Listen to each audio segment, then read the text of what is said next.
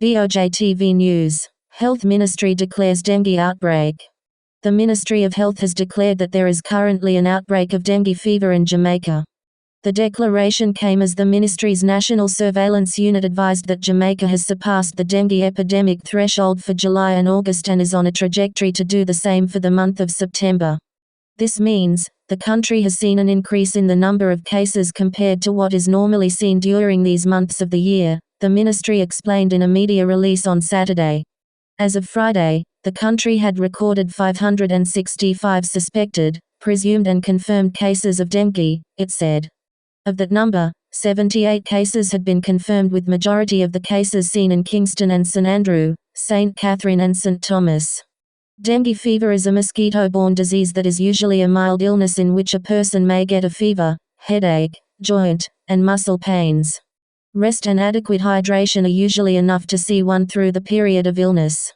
The recommended treatment for the fever is acetaminophen paracetamol. The ministry urges members of the public not to use aspirin, diclofenac, ibuprofen, or any of the medications pain relievers known as non-steroidal anti-inflammatory drugs, NSAIDs. These drugs, when used to treat the fever and dengue, have been known to increase the severity of the disease. Chief Medical Officer, Dr. Jacqueline Bissesa Mackenzie has cautioned that on occasions the illness can progress to severe dengue, which can result in organ failure as well as bleeding, hemorrhage, and severe fluid depletion that can lead to shock and death.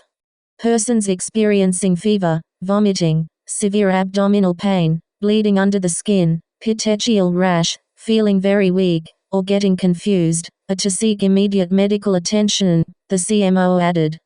Meanwhile, approximately 500 temporary vector control workers have been engaged and deployed across the island to high-risk communities along with 213 permanent workers.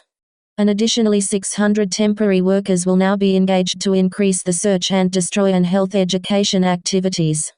Minister of Health and Wellness, Dr. Christopher Tufton noted that the ministry and the regional health authorities have made the necessary preparations for a possible outbreak. Since 2019, the government of Jamaica, through the Ministry of Health and Wellness, has made significant investments in the vector control program with over $300 million in acquisition of vehicles, fogging machines and the expansion of the number of staff dedicated to the vector management program.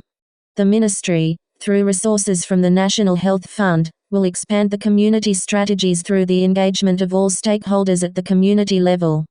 This engagement will involve the provision of resources to undertake dengue mitigation strategies.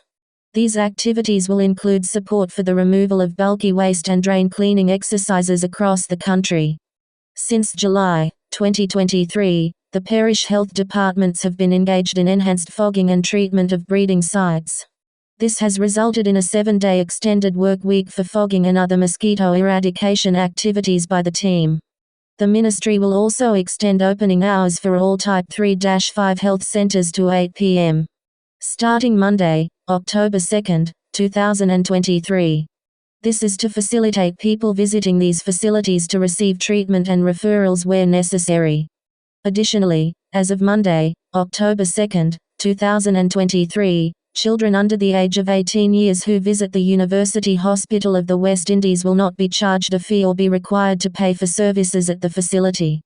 The National Emergency Operations Centre, as well as the Emergency Operations Centres in all parishes, will be activated as of Monday, September 25, 2023. These centres will monitor and report on all facets of the outbreak with a view to minimising the cases across the island. The public is advised that the Aedes aegypti mosquito breeds in any containerized environment, that is in anything that can hold water.